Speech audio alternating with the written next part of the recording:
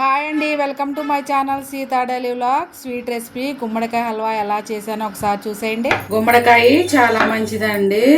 దీనిలో విటమిన్లు, ఖనిజాలు, అలాగే ఫైబర్ ఉంటది. ఇది కంటి ఆరోగ్యానికి మంచిది. మంచిగా కట్ చేసుకోవాలి. కొంచెం వాతం కూడా చేస్తుందండి.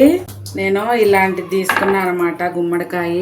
గుమ్మడికాయ బరువు కూడా తగ్గిస్తుందండి. అలాగే రోగ నిరోధక శక్తిని పెంచుతుంది. గుండె ఆరోగ్యాన్ని మంచిగా చేస్తుంది అనమాట.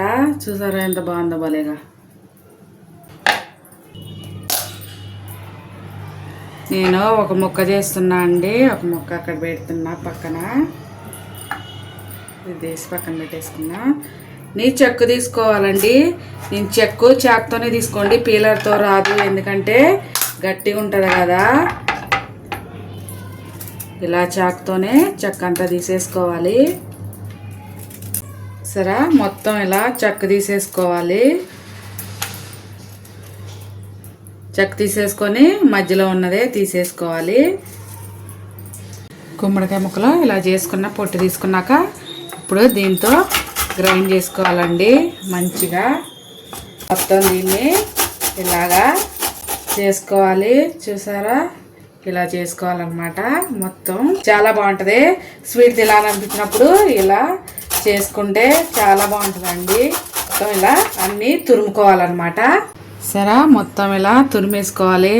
జాగ్రత్తగా తురుముకోండి. చూసారా, కోటు పడిందండి, రక్తం వస్తుంది. సరే, ఇంత అయింది. కొలుచుకుందాం. ఏదైనా ఒక గిన్నెతో కొలుచుకుంటే మనకి బెల్లం వేసుకోవడానికి ఈజీ అవుతుందండి. నేను ఒక గిన్నెతో కొలుచుకుంటున్నాను అన్నమాట. ఇలా పెట్టుకుంటున్నా ఒక పక్కన. చాలా బాగుంటుందండి స్వీట్ తినాలనిచ్చినప్పుడు ఇలా చేసుకుంటే. నాది 2 గిన్నెలు అయ్యిందండి. మంచిగా ఫుల్గా 2 గిన్నెలు అయ్యింది. ఒక గిన్నెకే 30 కప్పు బెల్లం అన్నమాట. లేకపోతే స్వీట్ ఎక్కువ కావాలనుకునే వాళ్ళు 1/2 కప్పు వేసుకోవచ్చు. నేను మొత్తానికి కలిపి 2 కప్పులు అయింది కదా, కప్పు బెల్లం వేస్తాను అనమాట. స్టవ్ వెలిగించి ఒక కంచుడు పెట్టా అండి. దానిలో ఒక 2 స్పూన్ల నెయ్యి వేస్తున్నా. నెయ్యి కొంచెం కరగాలి. నెయ్యి కరిగిపోయాక ఒక 5-6 జీడిపప్పులను, ఒక 5-6 బాదం పప్పులు, అలాగే నా దగ్గర నల్ల కిస్మిస్లు అవి వేస్తున్నా అనమాట. మీడియం ఫ్లేమ్ మీద మంచిగా ఫ్రై చేసుకోవాలి. కిస్మిస్లు ఫస్ట్ వేగిపోయినాయండి, వాటిని తీసేస్తున్నా. జీడిపప్పు వేగాలి కొంచెం లైట్గా. డ్రై ఫ్రూట్స్ వేగిపోయినాయి, తీసేసుకొని ఒక గిన్నెలో ఒక పక్కన పెట్టుకోవాలి.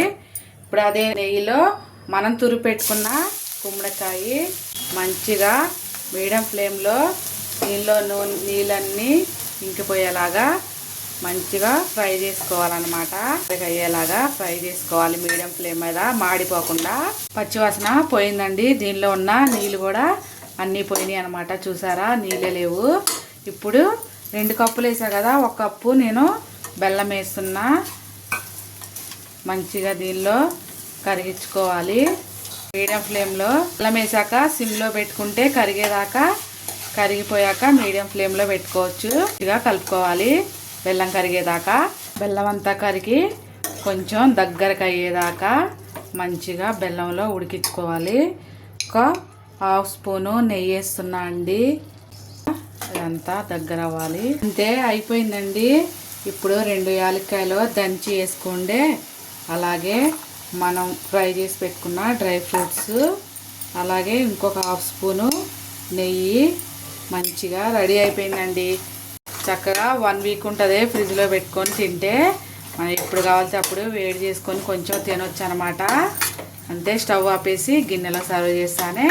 ఇవాళకి నా వీడియో ఇంతేనండి. నా వీడియో నచ్చితే ప్లీజ్ ఒక లైక్ చేయండి. అలాగే నా ఛానల్ని సబ్స్క్రైబ్ చేసుకోండి ప్లీజ్. ఎలా ఉందో నా వంట ఒక కామెంట్ చేయండి. అయిపోయింది, స్టవ్ ఆపేసి గిన్నెలో చేస్తా. గిన్నెలో వేస్తానే యమీ తీపి గుమ్మడికాయ హల్వా రెడీ అయిపోయిందండి. చాలా బాగుంటుంది. మీరు కూడా ఒకసారి ట్రై చేయండి. Super tasty halwa. మంచి వాసన వస్తుందండి భలేగా. టేస్ట్ చేసి చూపిస్తానే, మీరు ఒకసారి ట్రై చేయండి. చాలా బాగుంది, భలే మంచి వాసన వస్తుంది. సూపర్గా ఉందండి, మంచిగా ఉంది. బెల్లం కరెక్ట్గా సరిపోయింది అనమాట. ఉంటా ఫ్రెండ్స్. బాయ్.